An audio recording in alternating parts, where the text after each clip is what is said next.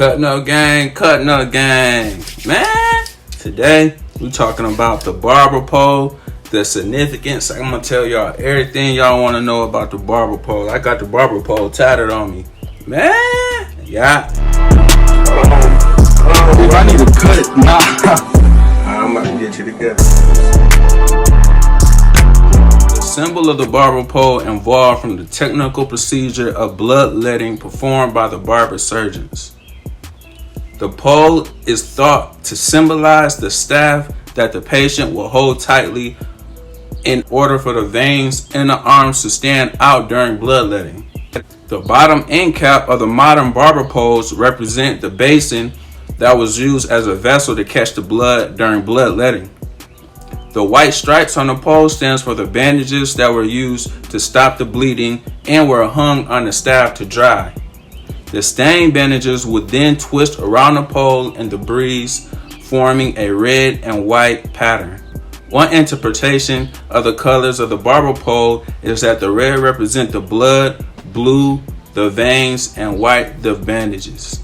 Later, when the company of the barber surgeons was formed in England, barbers was required to use blue and white poles and surgeons red and white poles.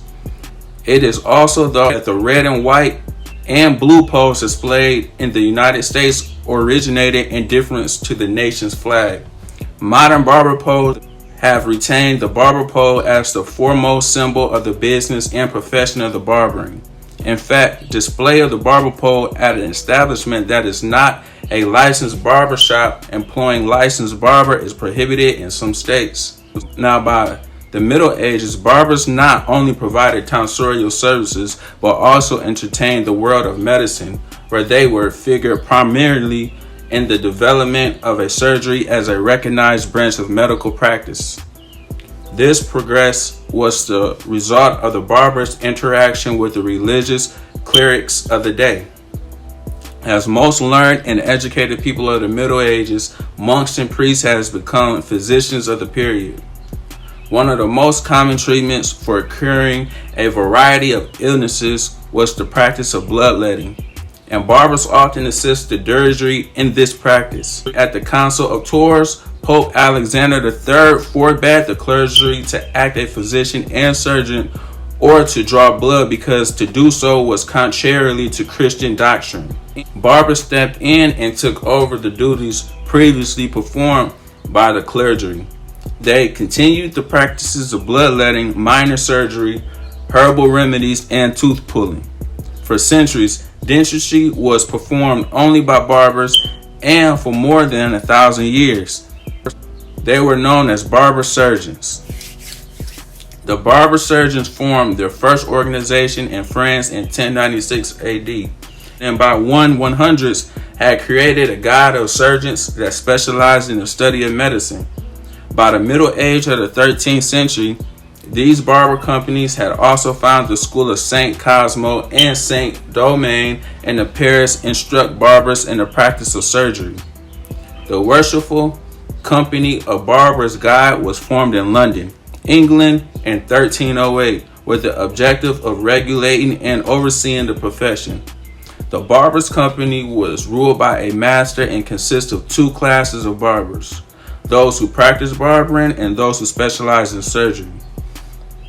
By 1368, for surgeons, our own guide with oversight by the Barber Guide, which lasted until 1462. Although competition and antagonism likely existed between the two organizations, a paramilitary act united the two groups in 1450. While it was officially separated, the practices of each profession, barbers were limited to bloodletting, cauterization, tooth pulling, and tonsorial services, while permission of the Worshipful Company of Barber Surgeons were forbidden to act as barbers. The merged guides become the Company of the Barber Surgeons.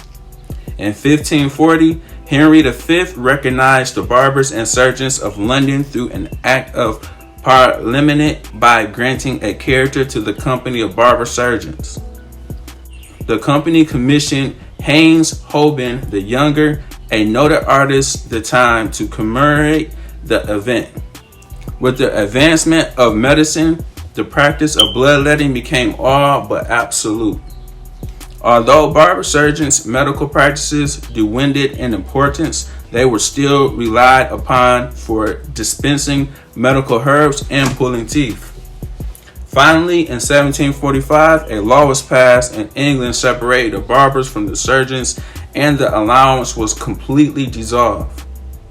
Barber surgeons also flourished in France and Germany following the formation of the first French barber guide in 1096. Barber surgeons under the rule of the King Barber formed another guide in 1371, which lasted until about the time of the French Revolution in 1785. Ambrose was apparently noteworthy French barber surgeon on the becoming of the greatest surgeon of the Resistance period and the father of the modern surgery. Finally, many Europeans have become so dependent upon the service of the barber surgeons that Dutch and Swedish settlers brought barber surgeons with them to America to look the well-being of the colonists. Man. So, if y'all like videos like this, Cutting Up Game, make sure y'all like, comment, and subscribe. Appreciate it. And man, I'm going to see y'all again tomorrow. Yeah.